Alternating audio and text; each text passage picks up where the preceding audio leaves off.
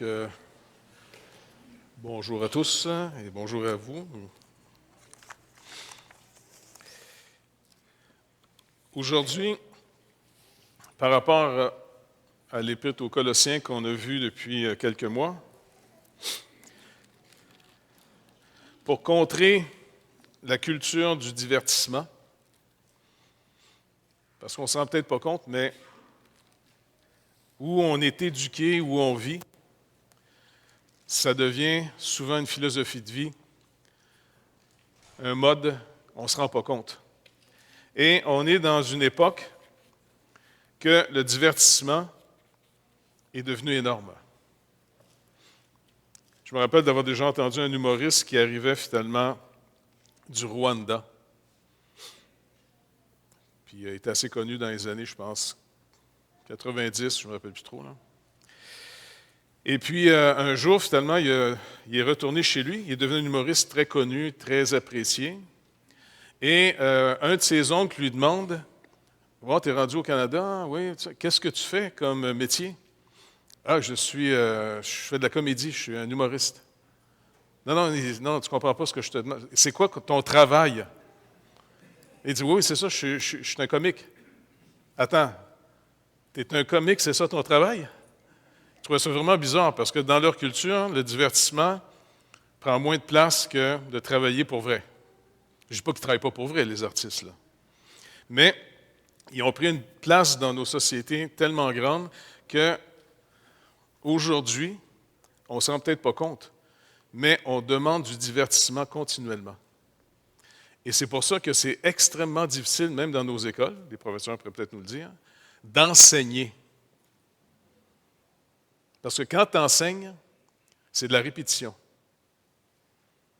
Parce que trop souvent, quand on entend une vérité, on entend quelque chose, eh bien, on l'entend et on le reçoit de manière plus esthétique. Et ça nous donne l'impression qu'on le sait, jusqu'à ce qu'on soit obligé de faire des travaux sur ce qu'on pense qu'on sait, et là, on reçoit notre relevé de notes, puis on s'aperçoit qu'on le sait moins qu'on pensait qu'on le savait. Donc, on a vu l'Épître aux Colossiens. Maintenant, quelle instruction on peut en retenir? Maintenant, dans la lettre, je ne sais pas si vous avez remarqué, mais il y a des sujets qui reviennent souvent. La prière, l'action de grâce et surtout la sanctification par la foi et non par la loi. C'est des choses qui reviennent fortement. Maintenant, si on va prendre juste un sujet, parce que rappelez-vous, vous rappelez comment Jésus finit son message du sermon sur la montagne dans Matthieu? C'est assez spécial, là. Je vais vous lire, je vais vous poser une petite question après, vous allez voir. Quand il finit son message, il rappelle finalement une petite histoire qu'on raconte souvent dans l'école du dimanche aux enfants. Il dit, verset 24, Matthieu 7, 24, « C'est pourquoi, quiconque entend ces paroles que je dis et les met en pratique sera semblable à un homme prudent qui a bâti sa maison sur le roc. La pluie est tombée, les torrents sont venus, les vents ont soufflé et se sont jetés contre cette maison. Elle n'est point tombée parce qu'elle était fondée sur le roc.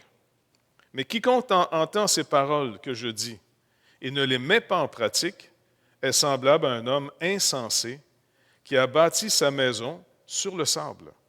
La pluie est tombée, les torrents sont venus, les vents ont soufflé et ont battu cette maison.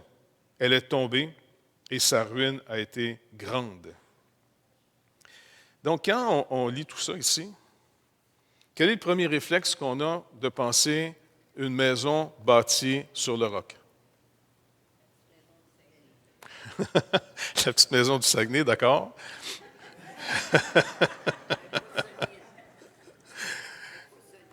Elle n'est pas solide, mais si quelqu'un dit, par exemple, comment on enseigne souvent à nos enfants à l'école du dimanche de bâtir ta maison sur le roc? Qu'est-ce que le roc?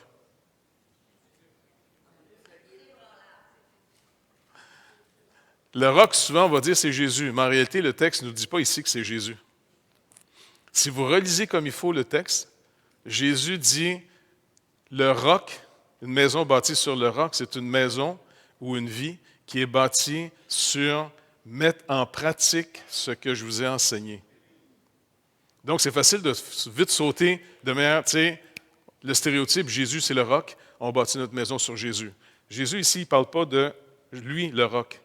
Il parle d'une habitude fondamentale. Mettez en pratique. Exercez-vous. Vous vous rappelez que Paul dit à Timothée, son disciple, « Exerce-toi à la piété ». S'exercer, ça veut dire de recommencer quelque chose jusqu'à ce qu'on l'ait intégré. Ça ne vient pas de la première fois. Donc, prier, ça s'apprend. Et puis, finalement, c'est ce qu'on va essayer de revoir ensemble, parce que l'apôtre Paul, qu'est-ce qu'il dit ici? D'abord, il rend grâce. Ça va être un autre sujet qu'on verra plus tard pour essayer de s'exercer à la piété. Ceux qui développent de la reconnaissance, qui s'exercent à remercier, à être reconnaissants, s'exercent à la piété. Ils bâtissent sur le roc. Ils mettent en pratique. Paul mettait en pratique surtout une chose extrêmement importante. Nous ne cessons de prier pour vous. Maintenant, Paul, il prie pour eux, nous ne cessons. Ce n'est pas juste une fois de temps en temps, ou juste en rendant grâce avant de manger leur repas. Il passe du temps, il s'est exercé à être finalement quelqu'un qui travaille dans les lieux célestes, par la prière. Il va dire juste un peu plus loin encore après, ayant appris finalement ce que le Saint-Esprit faisait au milieu d'eux, il dit, bon, on prie, et puis là, il dit exactement qu'est-ce qu'il prie. Regardez finalement le verset 9. Et c'est pour cela que nous aussi, depuis le jour où nous en avons été informés, nous ne cessons de prier Dieu pour vous et de demander. Ça, c'est ça qui est intéressant. Moi, j'aime bien connaître les prières des hommes et des femmes de Dieu qui ont de la maturité. Parce que je ne sais pas s'il y en a qui se rappellent une chanson chantée par Janis Joplin. « Oh Lord, won't you give me une Mercedes, et ainsi de suite. » Vous vous rappelez de cette chanson-là? Combien de gens prient pour des futilités? Puis elle, dans sa chanson, c'est une manière un petit peu de être ironique un petit peu sur le type de prière qu'elle entendait dans des églises. Quand j'écoute un gars comme Paul prier, je me dis, écoute, si je fais la même demande que lui, je pense que ça va être bien reçu par le Seigneur. Et souvent, longtemps, j'ai prié cette prière, puis je continue à la demander à tous les jours au Seigneur, et entre autres celle qu'il fait dans Éphésiens, pour que les yeux de notre entendement s'illuminent, qu'on puisse vraiment avoir une intelligence renouvelée. Donc ici, voici la prière qu'il fait pour les Colossiens. Il demande que vous soyez remplis de la connaissance de sa volonté, en toute sagesse et intelligence spirituelle.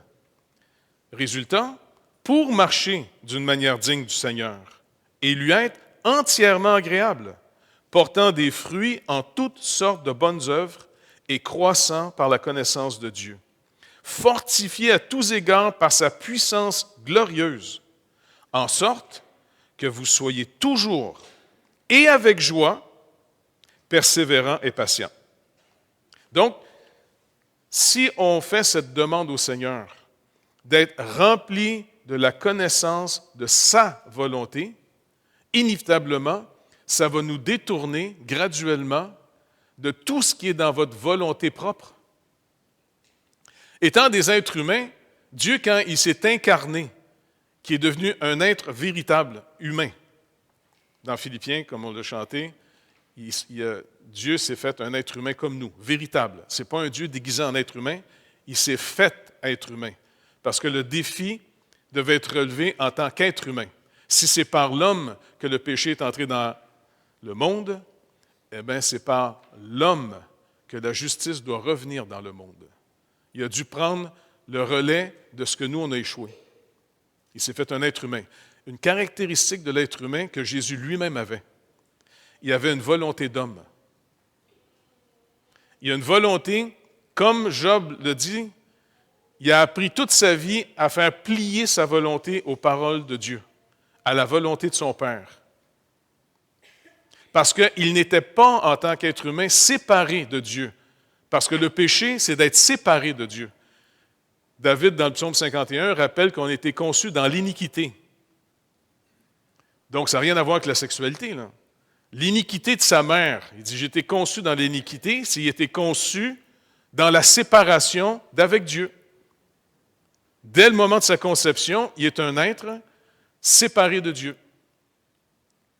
Et inévitablement, on n'a pas perdu ce que Dieu a créé en tant qu'être humain. On a été créé à l'image de Dieu. Nous sommes des images de. Mais si on est séparé de Dieu, eh bien, on est devenu l'image toujours. Bon, je sais que ça va peut-être vous traumatiser, mais vous êtes aussi l'image de quelqu'un d'autre. Jésus, vous vous rappelez qu'est-ce qu'il a dit aux pharisiens? Qui était leur père? Le diable, l'ennemi. Et pourtant, c'était des gens extrêmement religieux et en plus, connaissaient quasiment par cœur la Bible. Mais l'image de... Si vous voulez savoir de quelle image vous êtes, parce que la sanctification, c'est de nous renouveler afin qu'on devienne de plus en plus à nouveau à son image à Dieu, à Jésus-Christ, qui est l'image de Dieu par excellence.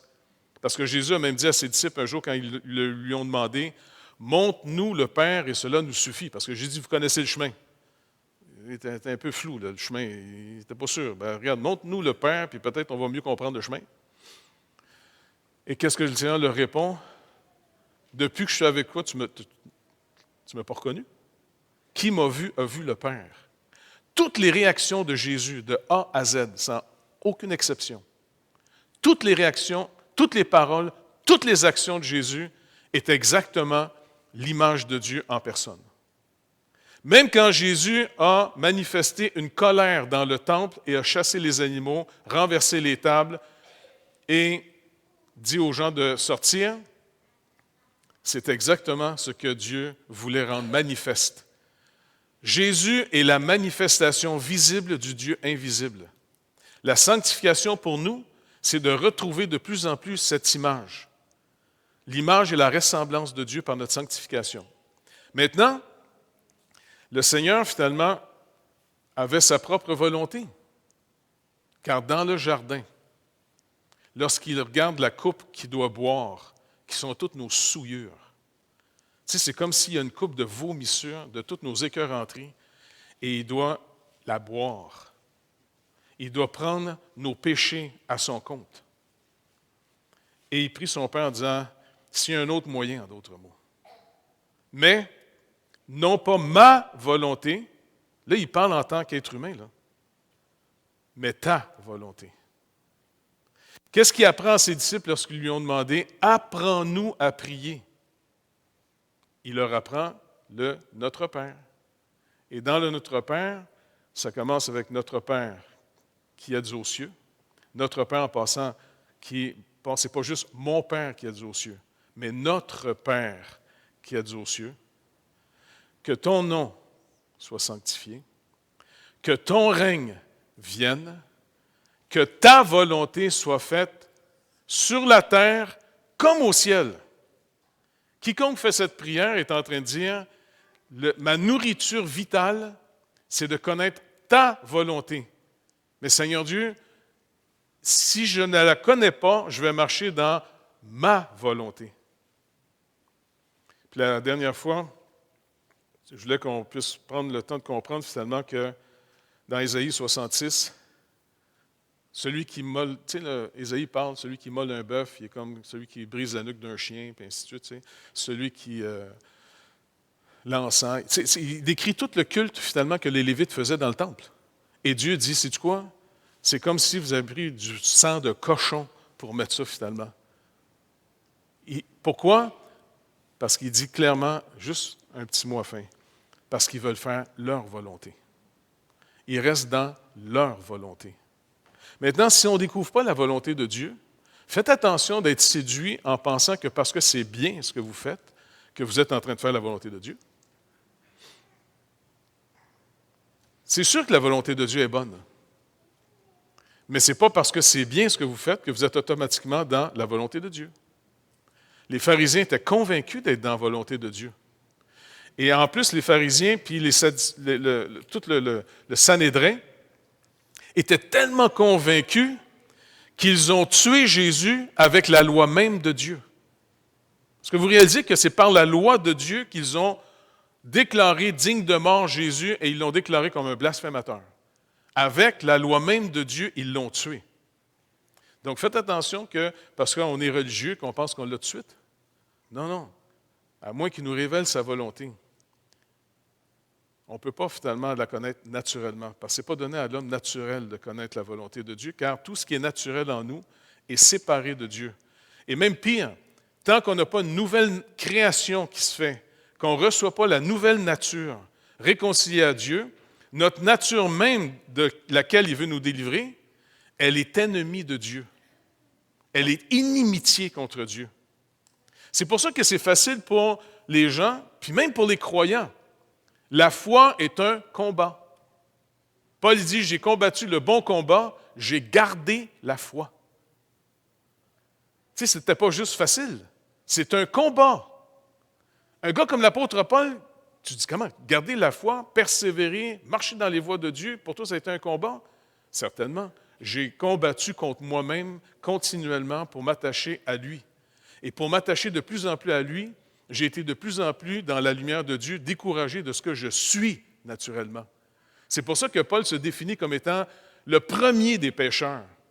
Et pourtant, n'oubliez pas, son origine, là, ce n'est pas un vendeur de dope, lui, avant sa conversion.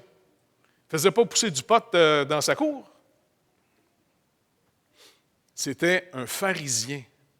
C'était un religieux, tellement zélé qu'il faisait partie de l'Inquisition de l'époque. Il était à l'origine, entre autres, du meurtre d'Étienne. Donc, ce n'est pas si évident que ça. C'est pour ça qu'il faut être prudent pour se demander, OK, comment je peux être sûr que je marche dans la volonté de Dieu?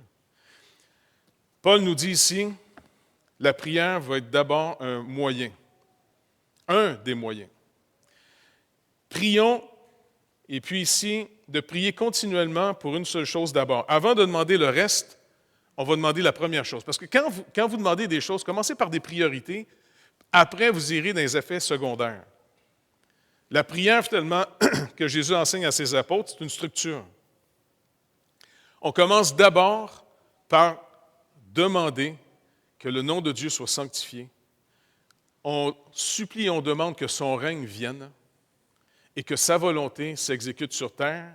Donc, le premier lieu sur terre que je peux demander à Dieu que ça s'exécute, c'est où? Plus proche que ça encore. Dans nos propres cœurs. Tu sais, sur terre, qu'est-ce qu'on est? On est de l'argile. La preuve, quand on meurt, on retourne à la terre. Donc, si je demande que ta volonté soit faite sur terre, bien, voici de la terre qui te le demande. Que ta volonté soit faite. Seigneur, donne-moi de discerner ta volonté. Apprends-moi à marcher dans ta volonté. Et c'est toujours par la foi. Mais ce qui est béni avec la foi, ça ne demande pas d'être entièrement convaincu. Parce que tu peux lutter tes doutes en agissant par la foi. Maintenant, la foi, ce n'est pas de se faire à croire. Ce n'est pas de l'autosuggestion. Ce n'est pas de la pensée positive. La foi vient de ce qu'on entend. Ce qu'on entend vient de la parole de Christ. Donc, finalement, je peux aller à l'encontre de ce que je pense que j'aimerais faire pour faire carrément ce que j'aimerais pas faire, qui est sa volonté. Par exemple, quand c'est le temps de pardonner quelqu'un qui me fatigue,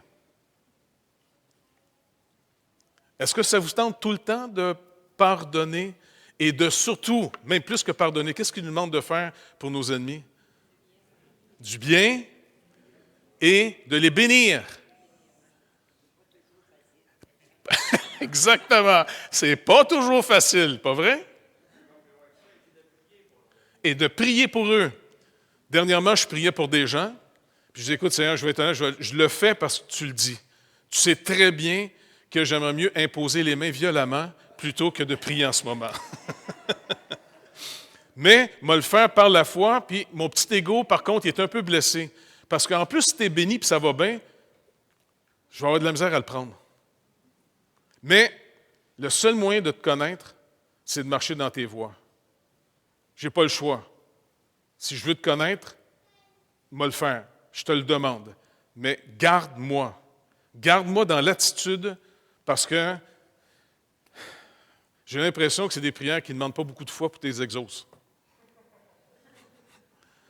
Donc, s'exercer à la piété, c'est de pouvoir marcher volontairement, parce qu'il nous a libéré notre volonté. On peut marcher dans ses voies parce qu'il nous rend capables de marcher dans ses voies. La seule chose qu'il nous faut, c'est la foi. Et la foi, c'est de faire confiance à ce qu'il dit, et non à faire confiance dans ce qu'on pense. Pour nous, c'est plus facile quand le tort, le mal nous est fait, c'est plus facile de penser vengeance que de penser comment on peut racheter la situation, comment on peut prier pour la personne, comment on peut essayer d'aller parler à la personne avec sagesse. C'est tellement à l'encontre d'un sentiment qui vient tellement tout seul. La haine, la vengeance, la colère, vous n'avez pas besoin de grand-chose pour la stimuler. Vous avez juste besoin de voir l'injustice, surtout à votre égard. Donc, la prière, c'est quelque chose de vraiment fondamental parce que, vous remarquez, il va finir sa lettre en disant, chapitre 4, verset 2, « Persévérez dans la prière et veillez-y avec action de grâce. » Il donne les 2 points les plus forts de sa lettre. En d'autres mots, ce n'est pas prier plus, mais par la prière, persévérer. Résultat de parler au Seigneur, de prier le Seigneur selon les prières, entre autres, que vous allez trouver beaucoup de ces prières-là dans les psaumes, dans les Écritures, dans la foi que le Seigneur nous enseigne. Dans la prière, quand vous parlez à quelqu'un, ça stimule de plus en plus un attachement à la personne. Plus vous passez du temps avec quelqu'un, bien, plus vous le connaissez. Pas vrai? Regardez, juste dans notre assemblée ici, il y a des gens avec qui vous avez passé beaucoup plus de temps dans l'Église et qui sont devenus vos amis. Pas vrai? Et si c'est vos amis et vous les aimez, ça va être facile pour vous de voir s'il y a un besoin et comment vous pouvez les aider. Par contre, il y a des gens que ça fait tout aussi longtemps que vous qui sont dans l'Église. Mais le danger des églises qui grossissent de plus en plus, c'est qu'on peut tomber facilement, je ne sais pas moi, les gens qui sont assis à l'autre bout là-bas connaissent moins les gens qui s'assient ici. Même madame, quand vous avez prié tout à l'heure, il fallait parler fort parce que ceux qui sont là-bas, ils n'ont rien entendu. C'était bien, mais ils n'ont rien entendu. C'est pour ça qu'on fait des groupes maison où est-ce que ça s'entend mieux. Mais c'est facile d'être dans la même église ensemble. C'est un rapport avec la prière, vous allez voir. C'est facile d'être dans la même église et après des années, on ne se connaît pas. Et puis finalement, ceux qui sont tissés ensemble, parce qu'une église, ça a besoin de gens qui sont... Il y a une relation fraternelle, parce qu'il y a un tissage qui fait que l'Église tient le coup face à des pressions. Ces gens-là, c'est tous ceux que le Seigneur a invités, il invite toute l'Église, mais ceux qui ont eu le moyen, par la grâce de Dieu, d'entrer dans les œuvres qu'il a préparées. Il prie ici afin qu'on connaisse sa volonté, qu'on marche d'une manière digne et qu'on entre dans les œuvres qu'il a préparées. Éphésiens 2,10. N'oubliez pas, on est son ouvrage. Créé.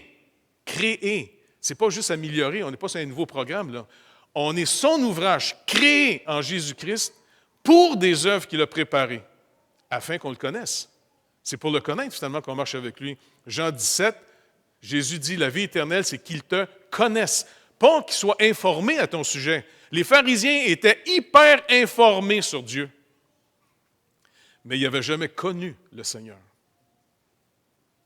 Et Jésus-Christ est venu faire une œuvre et que par lui seul, par la régénération, par la recréation, Paul dit, ce qui est important, là, ce n'est pas être circoncis, pas circoncis.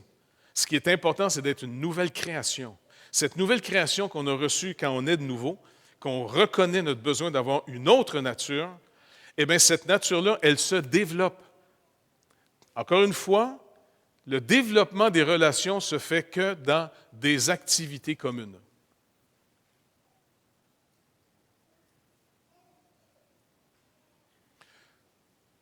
Par exemple, le Seigneur nous a appelés à travailler ici au Québec. Beaucoup d'entre nous, on s'est connus dans nos voitures. Quand, à un moment donné, on était faire pour essayer de fortifier des églises qu'il y avait à La Tuque, parce qu'on avait aussi à l'époque un champ de mission à Wemontashi, et puis on s'est dit que ce serait intéressant de connaître les églises les plus proches du village, qu'on soit amis avec eux autres, parce que si on a des gens à référer, ben écoute, ça serait peut-être, parce qu'on n'avait pas nécessairement ce qu'il fallait pour aller tous s'établir à Wemontashi. Donc, on s'était dit, on va aller faire de l'évangélisation à La Tuque. Et puis, La Tuque, c'était à peu près combien de temps? 4 heures de route, à peu près? 5 heures même? On était tellement heureux ensemble qu'on ne voyait pas le temps passer. Mais on partait plusieurs voitures, on se remplissait les voitures. Je me rappelle, Normand et puis Carole étaient avec souvent nous autres dans la voiture. Et puis, on montait ensemble, mais pendant 5 heures de temps, on parle, on rit, on prie. Après ça, on s'en allait faire de l'évangélisation, on faisait du porte-à-porte avec des sondages. T'sais? Et puis, après la journée, on venait ensemble, on priait, puis on racontait ce qu'on avait vécu dans la journée, les gens qu'on avait rencontrés, et là, en chemin, on priait pour ces gens-là, et inévitablement, tu commences à développer une communion fraternelle. C'est une communion. C'est pas juste qu'on se croise, on se croise, on se croise. Même chose en Haïti. Tous ceux qui sont venus en Haïti, bien, ça a fait des relations entre nous, qu'à toutes les fois qu'on se rencontre entre églises, le tissu, l'unité de la Bible parle, est composé de ceux qui ont vécu tous les projets ensemble. Nos églises, là, ils sont solides ensemble. On était là en fin de semaine à Québec, là, tout le monde est venu. Même Sylvain, finalement, des Îles, était là par Zoom, parce qu'il n'y a plus d'avion. Là, mais on veut être ensemble parce qu'on se connaît. Et on veut aussi créer un environnement pour favoriser que les nouveaux qui s'en viennent, il y a des nouveaux dirigeants qui vont être établis sur des groupes. On ne les connaît pas. Ils ne sont pas méchants. On ne les connaît pas. Puis le seul moyen de connaître, bien, c'est d'avoir des choses en commun. Et comme ça, si on a des choses en commun, eh bien, on va développer une appréciation. Mais pour apprécier quelqu'un, il faut que tu aies un rapport avec la personne. C'est pour ça que l'apôtre Paul prend l'image qu'avec le Seigneur, on devient un seul et même esprit avec lui. Si vous êtes né de nouveau, il rappelle aux Corinthiens qu'on est devenu un seul et même esprit avec lui. Qu'est-ce que c'est supposé de résonner dans nos têtes quand il dit qu'on est devenu un seul et même esprit avec lui? Pourtant, on est distincts les uns des autres. Qu'est-ce qui ressemble, une autre expression similaire à celle-là? On est un, mais on est distincts. Le mariage. Quand un homme et une femme se marient, et la journée qu'ils vont, il y a des enfants, qui vont dormir dans le même lit, et ils vont se connaître. Et se connaissant, ça crée une relation unique. Ils deviennent une seule chair de deux personnes distinctes. Mais ça produit une seule chair. Et c'est pour ça que le Seigneur tient à son peuple, nous autres l'Église. Là-dessus, on ne peut pas négocier. Si le monde s'est donné des nouvelles normes, s'ils veulent faire ce qu'ils veulent avec leur sexualité, c'est pas de nos oignons, c'est de leurs affaires. Mais nous, dans l'Église, si vous êtes un chrétien et un croyant, vous n'avez aucunement le droit à l'impudicité, à la fornication, à l'adultère. Vous n'avez aucun droit là-dessus. Parce que vous détruisez une image vitale. Christ et l'Église, c'est l'époux et l'épouse. Et l'époux et l'épouse sont les seuls qui se sont connus uniquement comme ça. On peut avoir plein d'amis, mais le rapport d'un homme et d'une femme est unique. Et c'est pour ça que le Seigneur déteste. N'oubliez pas, pensez pas qu'on est juste aimé de Dieu. Ce n'est pas le but d'être aimé de Dieu. Qu'est-ce qu'il a prié ici? Si on revient à la prière, là, il dit, verset 10, pourquoi on va me demander la volonté de Dieu? Pourquoi on va prier avec lui? Pourquoi il veut afin qu'on marche d'une manière digne et lui être entièrement agréable. Il y a des gens ici qui ne sont pas agréables au Seigneur. Et il y a des gens qui sont par contre agréables au Seigneur. Ça, c'est à vous de le voir, hein? Cachez-vous pas dans la grâce de Dieu pour vivre n'importe comment. Cachez-vous pas. J'ai même entendu des gens qui ont été enseignés dans cette église, ils sont partis ailleurs, peu importe. Dans les dernières discussions que j'ai eues avec eux autres, j'ai même entendu certains dire, ben non, finalement, tout le monde va être sauvé. Es-tu malade, toi, là? Changer de Bible? Tout le monde va être sauvé. Ben oui, Dieu est amour. Oui, Dieu est amour, c'est vrai, mais tu as oublié finalement que Dieu est justice. Il est 100% justice, il est 100% amour. Et as-tu remarqué dans les Écritures qu'il dit que s'il pardonne, par contre, il n'absout aucun coupable. Dieu absout jamais un coupable. Alors, comment il fait pour pardonner sans absoudre le coupable? Il nous a mis dans la mort de son Fils Jésus-Christ. Et c'est pour ça, finalement, que le baptême nous rappelle cette vérité fondamentale. Vous avez reconnu votre condamnation. Vous l'avez acceptée, et dans son amour, Dieu a pris notre place. Il n'a pas fermé ses yeux sur nos souillures. Jamais oublier ça. Jamais. Et c'est pour ça que Dieu nous éduque afin qu'on comprenne très bien qu'on doit être un témoignage de plus en plus à son image, parce que, comme il dit ici aux Colossiens, en passant, c'était la manière dont vous viviez, vous autres, avant aussi. Tu sais, quand il dit, faites mourir, au chapitre 3, verset 5, faites donc mourir les membres qui sont sur la terre, l'impudicité, l'impureté, les passions, les mauvais désirs, la cupidité, qui est une idolâtrie. C'est à cause de ces choses que la colère de Dieu vient sur les fils de la rébellion. Si quelqu'un n'est pas né de nouveau, il fait partie des fils de la rébellion. Et la colère de Dieu s'en vient. Elle va venir. Tant qu'une personne n'est pas née de nouveau, Jean nous rappelle, la colère de Dieu est sur cette personne-là. Et si on l'oublie ça au nom, qu'on met toujours l'amour, l'amour, l'amour, on fait un genre de Dieu, un grand-papa finalement, qui voit plus clair, qui n'entend rien, qui mange des paparmanes, puis tu sais. Non, il voit très clair. Il dit, regarde, c'est à cause de ces choses que la colère de Dieu vient sur les fils de la rébellion, virgule, parmi lesquels vous marchiez autrefois, lorsque vous viviez dans ces péchés. Là, il dit, pour vous, maintenant, c'est fini. Si le monde est en train de se vanter, finalement, de toute l'impudicité, les impuretés, ils mettent ça, finalement, au cinéma, ils mettent ça partout, ils en font des héros, ça, ce n'est pas notre nourriture. Maintenant, comment on reste réveillé? Comment on reste vigilant? Par la prière. Encore une fois, vous ne pouvez pas marcher avec quelqu'un avant de vous accorder avec lui. Pas vrai? Est-ce que ça vous arrive de prendre des marches? Je ne sais pas, il doit y avoir une expression française pour ça. Parce que prendre une marche, je vais prendre une marche d'escalier, là, tu sais, mais... Une promenade, on dit? Une randonnée. Est-ce que ça vous arrive d'aller marcher avec quelqu'un?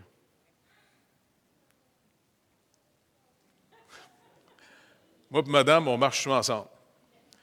Mais souvent, je suis obligé de dire, on n'est pas pressé, on s'en va nulle part. Elle dit, non, mais moi, je vais être en forme. OK, bien, vas-y. Mais si on veut marcher ensemble, il faut prendre le même rythme. Dieu, il nous a appelés ici à marcher avec lui. Et maintenant, c'est qu'on doit ajuster notre volonté, notre marche, avec la sienne. Parce que qu'est-ce que Dieu dit de lui? Je suis l'Éternel qui ne change pas. Alors, si on n'est pas marché avec lui, il n'y en a rien qu'un des deux qui va changer. C'est nous autres. Pas vrai? Puisqu'il nous a déjà avertis, n'oublie pas, moi je ne change pas. OK. Donc, l'ajustement de la relation doit se faire en fonction de ce qu'on va découvrir de lui et on va entrer dans ses œuvres, pas les nôtres. Combien de fois on entend des gens prier que Dieu embarque dans leurs œuvres, qu'ils bénissent leurs projets? Le Seigneur dit, non, tu n'as pas compris. Tu rentres dans les miennes. J'ai tout préparé une vie pour nous deux, pour qu'on se connaisse. Vous savez qu'un des défis quand les gens se marient au début, qu'on apprend aux jeunes mariés, c'est que si tu as eu une mentalité de célibataire, c'est pour ça que c'est dangereux de se marier tard. sais pas si vous vous rappelez, il y avait une fête qu'on appelait à la Sainte-Catherine. On faisait de la tire. C'est le 25 novembre. Vous vous rappelez, c'était quoi cette fête-là? La fête des vieilles filles, mais ça peut être aussi des vieux garçons. Pourquoi? Parce que quand tu es célibataire longtemps,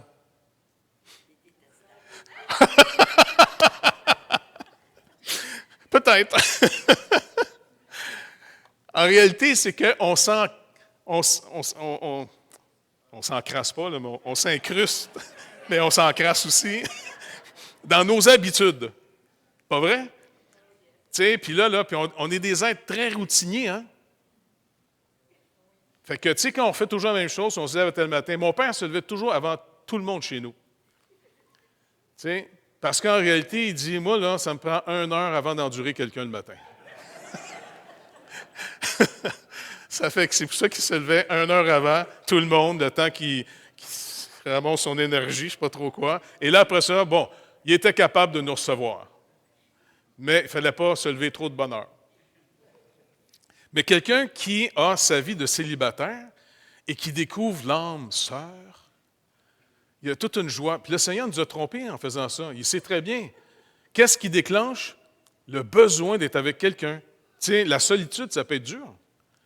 La sécurité. On va dire ça de manière positive. L'affection. L'affection, c'est un gros déclencheur. Hein? Pas vrai? Si vous n'aviez pas besoin de l'affection qui commence avec un S, ben, il y a peut-être bien du monde qui ne serait pas marié pantoute. En disant, pourquoi je veux avoir quelqu'un chez nous? Tu sais, c'est pour un besoin. C'est des besoins qui font qu'on se cherche et on devient complémentaire. Mais, c'est remarqué au début du mariage, comme au début de la vie chrétienne. C'est pareil. Tu as appris à vivre comme tu pensais. Maintenant, tu es marié. Tu ne peux plus penser comme tu veux. Pas vrai? Surtout nous autres, les hommes, des fois, il y a des gros changements qui vont arriver dans notre vie. Hein? D'abord, ton linge confortable, il finit dans un sac vert.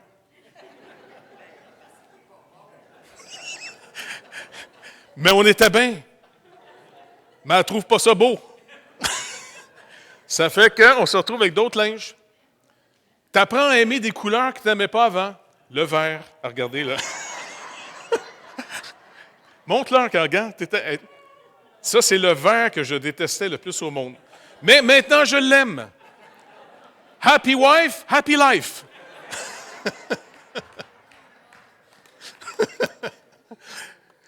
Mais l'image du mariage, c'était la plus belle image qu'on ne peut pas avoir avec on est entré dans la maison de Dieu, on était adopté, c'est notre Père, il y a une culture de famille. Et donc le Seigneur dit, tu vas commencer d'abord à me faire connaître tous tes besoins. Déjà là, tu lâches ton esprit de célibataire du monde, comme si tu étais tout seul au monde. Puis les gens tout seuls, qu'est-ce qu'ils disent? On n'est jamais mieux servi que par soi-même. Le Seigneur dit, moi t'apprendre une nouvelle règle, tu ne seras jamais mieux servi que par moi. Mais ça, là, c'est dur à apprendre ça. La dépendance de Dieu, apprendre à dépendre de lui, à s'attendre à lui, à marcher avec lui. Je ne veux pas être méchant, mais peu de gens s'exercent à tous les jours à développer ça. Beaucoup de gens demandent plutôt au Seigneur, donne-moi plus de force, donne-moi plus d'argent, donne-moi plus d'intelligence, donne-moi plus, donne-moi plus, donne-moi plus. Le Seigneur dit non, ce n'est pas plus que tu as besoin. C'est au contraire moins et viens plus à moi. Apprends à marcher avec moi. Moi, je porte ton fardeau. Moi, je combats ton ennemi. Moi, j'ai vaincu la mort pour toi. Moi, j'ai accompli toutes choses. Je veux même ajuster à ça encore. Trop souvent, les chrétiens prient comme encore une fois, un gars marié ou une fille mariée, mais qui reste dans leur esprit célibataire. Quand vous vous mariez, première chose que vous devez apprendre, arrivez jamais en retard pour le souper. Parce que finalement, tu sais, supposons que ta femme t'attend à la maison, tu viens de te marier, tout ça, tu sais, tu n'es pas habitué encore. À un moment donné, je me rappelle la première fois que j'ai dit, tu sais, j'arrivais du travail, je rencontre une couple de gars, hey, tu viens-tu à tel plan? Non. Pourquoi? C'est vrai, il faut que j'en parle à ma femme. Je n'étais pas habitué que ça sorte de ma bouche, ce son-là. Il faut que j'en parle à ma femme. Puis dans ce temps-là, on n'avait pas des téléphones. sais, c'est encore les téléphones avec des roulettes, là. Je sais que les enfants ne savent pas comment ça marche, là, mais c'était avec un appareil, tu roules des chiffres, puis tu attends. Puis tu ne peux pas le voir dans tes poches, là. C'est connecté à un mur, tu vois?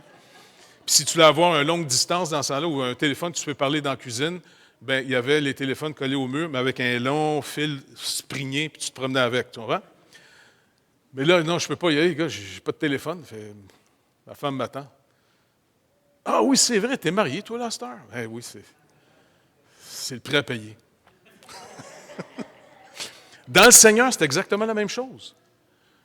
Ta chair va aussi t'inviter à des choses que tu dis, ah non, non, je ne peux plus. Je suis marié, moi, là. Moi, le Seigneur m'attend. Il a déjà préparé le souper. Il a préparé finalement une vie. C'est plus ma vie. Tout ce que le monde se donne comme rendez-vous, il a dit ici, vous êtes morts au monde. Vous êtes morts au monde. C'est fini, le monde. Maintenant, vous êtes dans le monde, mais vous n'êtes plus du monde. C'est comme quelqu'un qui dit, je suis toujours dans mon même quartier, j'ai ma même famille, mais maintenant que je suis marié, la Bible dit quoi quand tu te maries? Tu quittes ton père et ta mère et tu t'attaches à ta femme. Ça veut dire que tu refais une nouvelle relation qui va avoir priorité sur toutes les autres relations, même celle de ton père et de ta mère. Tes parents ne peuvent pas arriver comme ça chez vous n'importe quand. Tu en parles à ta femme ou tu en parles à ton mari avant en disant hey, « En passant, mes parents voudraient venir faire un tour, c'est-tu correct? » Habituellement, ils disent oui. Habituellement. Mais tu ne peux pas juste dire « Ben voyons, c'est mon père, il peut venir quand il veut. » Non, il ne peut plus venir quand il veut. Parce qu'il vient aussi chez ta femme. Bon, je ne veux pas traumatiser personne ici, vous discuterez ça avec vos conjoints après, là, mais c'est exactement comme ça que le Seigneur dit, regardez, pour persévérer avec moi, voici la première condition. Priez, faites-moi connaître tous vos besoins. Intercédez, venez me rejoindre par la prière, et c'est comme ça que vous allez être conscient que je suis dans votre vie et que vous êtes dans mon plan. Appelé selon son dessein. Le seul moyen de rester conscient, d'avoir une bonne relation, même dans un couple, c'est d'avoir de la discussion ensemble. Pas du monologue, de la discussion pour se connaître, pour essayer de se comprendre, se connaître, s'apprécier, afin que ça va produire une culture. Même ma famille, des fois, trouve que j'ai des expressions de ma femme. Quand je dis, en tout cas, c'est beau, cher. Je n'ai jamais dit cher avant que je la rencontre. Mais en Gaspésie, ils disent tout ça. Hey, c'est beau, cher. Hein? Ça fait que, dans le Seigneur, c'est la même chose. La condition pour le connaître, première condition, prie. Prends du temps individuellement avec ton Dieu, en faisant connaître tous tes besoins, en faisant connaître tes manques, en confessant tes fautes, comme dans un couple.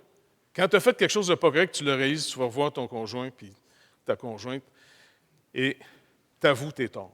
Je te demande pardon, j'ai mal agi là-dessus. Et souvent, une faute avouée, sincèrement, ça enlève la douleur de la blessure. Et c'est bien plus facile à l'autre de t'accorder le pardon. Parce que tu as avoué que tu n'as pas pris le temps d'agir en connaissance de l'autre.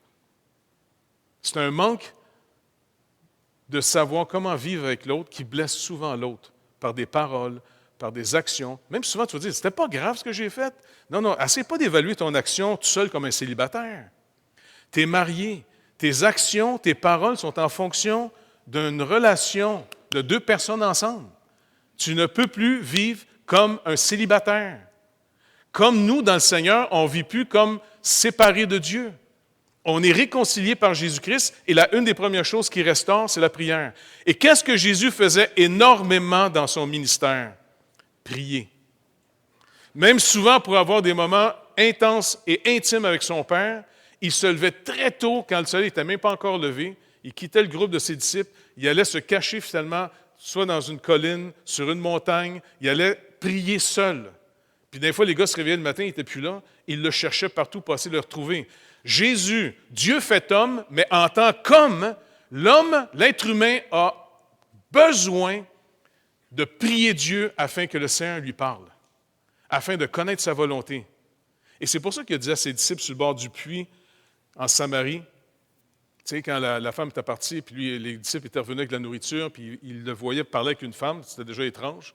Et puis en plus, une Samaritaine, et puis elle s'en va, tu sais, toute contente dans son village. « Venez, venez, j'ai trouvé celui qui serait le Messie. Il m'a tout dit de ma vie, toute ma vie. » Non, il a juste dit, le gars avec qui tu es, c'est vrai, c'est pas ton mari. Tu en as eu 5, puis celui-là, c'est pas le tien. Pouf! Il n'a pas dit pour la condamner. Il l'a dit pour que cette femme-là comprenne que leur concept du Messie, c'était qu'un jour, le Messie viendrait, parce que les Samaritains croyaient aussi à la venue du Messie, mais ils ne croyaient pas, entre autres, à la partie des Écritures qui était celle des prophètes. Ils croyaient au Pentateuque, mais pas à celui, finalement, des prophètes. OK? Et leur concept du Messie, quand il va venir, il va tout savoir, il va tout nous dire. Il va tout nous dire sur nous. Et Jésus a manifesté clairement cette position. Va chercher ton mari. J'en ai pas. Tu as bien fait de dire que tu n'en as pas, parce que tu en as eu 5, puis celui avec lequel tu es en ce moment, ce n'est pas ton mari. Elle était contente, la madame, parce que finalement, elle vient de rencontrer quelqu'un qui est capable de dire la vérité en vue de la sauver, en vue de la pardonner, en vue de rétablir une relation. Elle part en courant au village pour s'exposer. Il m'a tout dit. N'oubliez pas, selon le contexte, quelqu'un qui va chercher de l'eau à midi, là, c'est quelqu'un qui n'a pas l'intention de rencontrer le monde du village. Donc, le Seigneur nous demande de prier. Et en priant, Dieu dit, si tu m'honores, il nous fait une promesse, regardez bien, c'est relationnel. Vous ne pouvez pas avoir des relations n'importe comment, ni avec les uns et les autres, ni avec Dieu. OK? On peut être agréable ou on peut être désagréable au Seigneur. Ça ne veut pas dire que ça va toucher son amour. Mais si vous aimez quelqu'un, est-ce que vous espérez être agréable à la personne que vous aimez? Au moins, j'en ai 2-3 dans l'Assemblée qui le veulent. Là. Les autres, on va continuer à prier pour vous autres. Mais, normalement, dans une relation, tu aspires à être agréable. Donc, il faut que tu sois extrêmement sensible. Tu ne peux pas t'imposer dans une relation. C'est une invitation continuelle, mutuelle. C'est ça, une relation. Et avec Dieu, on peut devenir agréable. Puis comme vous, j'aspire le plus possible dans ma vie d'être agréable au Seigneur. Par reconnaissance surtout. Écoute, pour tout ce que tu as fait, souvent je dis au Seigneur, tu mérites tellement mieux que nous autres, tellement mieux que moi surtout. Comment je peux au moins être agréable, s'il vous plaît, Seigneur? Et puis c'est toujours pareil, en faisant ma volonté. Cherche ma volonté, je vais te la montrer. Dieu dit, j'honore celui qui m'honore. Méprisable est celui qui me méprise. Donc, c'est relationnel, ça. Il y a des enfants de Dieu qui sont aimés de Dieu et surtout agréables à Dieu. Le Seigneur prend un plaisir dans la vie de certaines personnes et, inévitablement, on est obligé de conclure que le Seigneur ne prend pas plaisir dans la vie de certaines autres personnes. Ce n'est pas parce que vous avez des épreuves que Dieu ne vous aime plus. Dans l'épreuve, comment vous vous attendez au Seigneur? Comment vous développez la relation avec lui? Fais-moi connaître tous tes besoins. Arrête de manipuler tout le monde pour que tout le monde fasse ta volonté. Laisse-les tranquilles. Viens me voir. Fais-moi connaître tes besoins et je vais te réapprendre à vivre. Je vais te réapprendre tout. Et donc, c'est pour ça que la prière est absolument fondamentale. Donc, prier pour qu'on puisse connaître sa volonté. Et de là, va découler de plus en plus un type d'intercession et de prière de plus en plus en ligne avec sa volonté, ce qui est des prières et des intercessions agréables au Seigneur. Vous me suivez? Au début, quand tu commences une relation avec quelqu'un que tu ne connais pas, on va faire des erreurs par faute de connaissance de la personne. Avec le temps, plus on va se connaître, normalement, on va faire moins de fautes d'ignorance. Ça va être plus naturel, plus facile. Avec le Seigneur, ça va être exactement la même chose. Donc, plus on va le connaître, parce qu'on veut connaître sa volonté, plus nos prières vont être en ligne avec sa volonté et plus sont des prières agréables. Deuxièmement, il faut prier, comme Jacques dit, avec foi. En d'autres mots, priez pas avec doute. Qu'est-ce qu'une prière de foi, d'après vous? Qu'est-ce qu'une prière de doute? Une prière de foi, c'est d'avoir discerné ce que Dieu dit qu'il va donner Et quand vous lui avez demandé en reconnaissant le besoin que vous avez besoin de ce que Dieu veut donner, maintenant, vivez en fonction qu'il vous le donne. Attendez pas une sensation, vivez en fonction. Par exemple, Dieu veut qu'on connaisse sa volonté. Dieu veut qu'on soit rempli du Saint-Esprit, qu'on soit sous le contrôle du Saint-Esprit. Alors, si on lui demande en croyant qu'il nous l'accorde. Restez calme, sage, vivez dans la foi que vous avez demandé quelque chose selon sa volonté et quiconque demande quoi que ce soit selon sa volonté va le recevoir. Après ça, le doute, c'est des gens qui disent, en tout cas, m'a demandé ça au Seigneur, même s'il ne me répond pas assez vite, là, moi j'ai une autre option. Jacques dit tout de suite en partant, perds plus ton temps pour prier, Dieu ne te répondra pas. Si tu ne pries pas avec foi, Dieu ne te répondra pas. En d'autres mots, n'est pas deux vies dans ta tête. Est une seule, soit simple. Simple, ça ne veut pas dire comme au Saguenay. Là. Tu comprends? Tu sais, quand quelqu'un se fait traiter de simple au Saguenay, pas vrai? C'est que c'est quelqu'un que ça vole pas haut dans le cerveau. Mais le Seigneur nous demande d'être simple. C'est en contraste avec être double. Simple, ça veut dire que quand tu fais une chose, fais-le pour vrai. Fais-le pas dans un deuxième but pour quelque chose. Tu sais, il y a des gens, des fois, qui sont gentils avec vous en vue de vous vendre quelque chose. Puis là, à un moment, tu dis, oh, tu sais. Moi, il y a des gens, honnêtement, je leur ai même dit des fois, je dis, quand je parle avec toi, là, je ne sais jamais si tu me parles ou tu es en train de pratiquer une autre technique. Tu me parles-tu à moi, là, ou bien tu testes ta nouvelle technique de manipulation? Hey, pourquoi tu me dis ça? Parce que je le pense. Tu veux savoir ce que je pense? Arrête de me parler comme ça, là. Si tu m'envoies un courriel là, à moi, tu peux me mettre ça au singulier. Si tu l'envoies à 25 personnes, parle pas au singulier. C'est clair?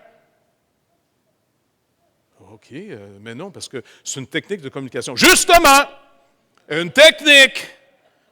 J'en veux pas de technique. Quand tu me parles à moi, je ne suis pas monsieur technique. Dieu dit la même chose. Parle-moi pas en technique. Manipule-moi pas. Tu me prends-tu pour un cave? Parle-moi pour vrai.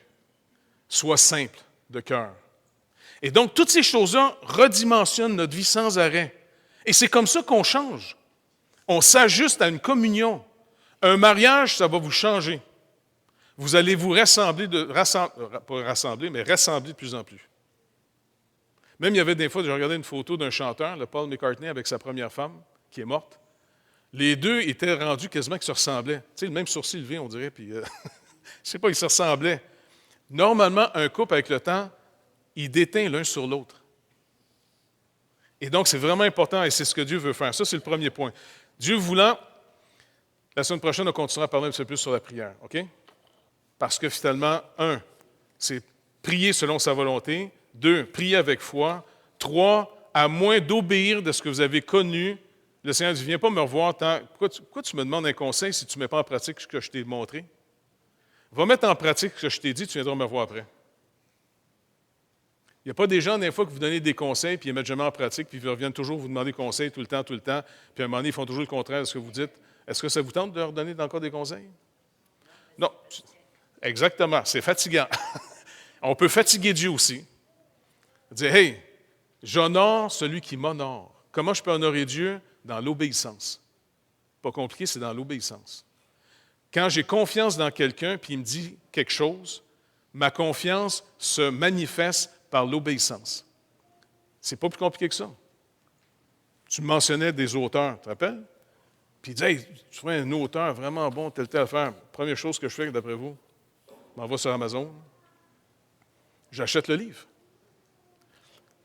Mais, il y a même déjà quelqu'un qui m'a déjà donné un livre en me disant, tu ne le liras pas, hein?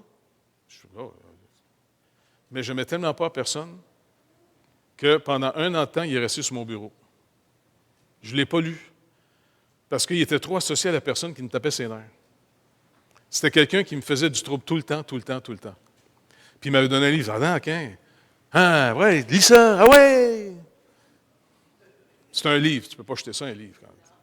Ça fait que je l'ai mis sur mon bureau. Je ne l'ai pas mis dans l'étagère avec les autres enfants. Non. Il va rester là pour l'instant. 1 an plus tard, j'étais à une convention aux États-Unis, puis un des amis, un gars que je respecte beaucoup, tu sais, qui était Dr. Sartorius, je vois le même livre sur une table de livres. Puis là, je le regarde, tu sais. Puis là, Soterius est là, on jase ensemble. Hey, by the way, do you know this author here? Oh man, this is a classic. Moi, là, j'attends que la semaine finisse pour retourner le plus vite chez nous pour lire le livre. C'est associé à quelqu'un. Dieu, notre obéissance, là, ses commandements ne sont pas pénibles parce qu'on sait qui nous l'a demandé. Et ce qu'il demande, il le donne. Et c'est comme ça qu'on va le connaître et c'est comme ça qu'on va être transformé. Mais si on reste encore dans nos péchés volontairement, Dieu ne te parlera plus. Si vous êtes sauvé, vous allez rester sauvé. Mais tant qu'il n'y aura pas de repentance, vous n'avez plus la communion avec lui. Le péché a brisé votre communion avec lui. On a besoin en tant qu'Église d'être à l'écoute de Dieu, marchant dans ses voies afin que finalement ceux du dehors puissent voir une vraie manifestation d'un peuple qui aime son Dieu pour vrai, qui est en relation pour vrai. Et là, on ne sera pas juste des perroquets d'informations, on va être des témoins et on sait de qui on parle et les gens vont savoir qu'on a vraiment une relation avec Dieu. Amen? On remet ça au Seigneur? Fait que Seigneur, tes propres disciples sont venus te voir et ils ont remarqué une chose de toi. Je ne sais pas quel genre de vie de prière ils avaient, mais par contre, ils ont impressionnés avec l'intimité que tu développais avec ton Père. En tant qu'être humain, souvent tu te levais, même tu partais des fois en plein milieu de la nuit pour aller prier. C'était ta nourriture, car tu leur as dit à tes disciples, « J'ai mangé une nourriture que vous ne connaissez pas, celle de faire la volonté de celui qui m'a envoyé. » Seigneur Jésus, quand tu as regardé tes disciples plus tard, tu leur as dit cette phrase absolument merveilleuse parce que tu t'en allais racheter ton peuple. Tu leur as dit, comme j'ai été envoyé, et le but d'un envoyé, c'est de faire la volonté de celui qui l'envoie. Bien, Seigneur Jésus, tu leur as dit, comme j'ai été envoyé, maintenant, je vous envoie. Et ça, c'est une parole qui vient jusqu'à nous ici aujourd'hui. Si tu nous envoies, Seigneur Jésus, alors notre nourriture, notre satisfaction, notre vitalité, c'est de faire ta volonté, Seigneur. Et tu nous as appris avant toute chose, avant de demander nos propres besoins, de demander que ta volonté soit faite, la volonté de ton Père. Alors, en tant qu'assemblée, en tant que membre, montre-nous qu'est-ce que dans notre vie, comme pour un couple, puisque tu es l'époux et on est l'épouse, qu'est-ce qu'on fait qui te déplaît, Seigneur, afin que ça soit enlevé de nos vies et qu'on puisse trouver au contraire ce que tu donnes dans cette sphère-là de notre vie qui est à l'encontre de toi. Parce que souvent, on cherche la vie où il n'y en a pas. Et même au contraire, on est en train de se détruire. Fait que Seigneur, s'il vous plaît, d'abord, montre-nous afin que notre repentance soit continuelle et plus profonde pour avoir une foi plus saine, plus vive et qu'on puisse manifester notre persévérance avec joie et qu'on puisse aussi apprendre sans arrêt comment on dépend de toi, comment on marche avec toi, afin de te ressembler, car on est là pour de plus en plus être transformé à ton image, Seigneur Jésus. Tu as été l'homme par excellence, au point que Dieu a dit publiquement à ton égard en tant qu'être humain, à ton baptême, « Voici mon Fils bien-aimé, en qui j'ai mis toute mon affection. » Seigneur Dieu, on veut que tu puisses le dire de nos vies en tant qu'Église et en tant qu'individu. On veut que tu puisses prendre plaisir au milieu de nous, Seigneur Dieu, qu'on soit des enfants agréables, obéissants, mais on doit l'apprendre. Éduque-nous, enseigne-nous ta volonté, apprends-nous à prier, individuellement et collectivement, afin qu'on puisse marcher de plus en plus dans tes voies et la communion fraternelle qui va en découler de marcher dans tes voies va être le tissu solide de l'Église.